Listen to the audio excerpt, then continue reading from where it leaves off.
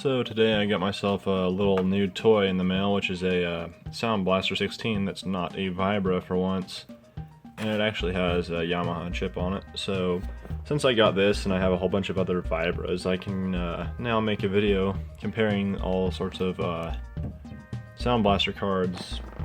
So what we have here is my new Sound Blaster 16 with the OPL chip in it. We have a Vibra S and a Vibra C.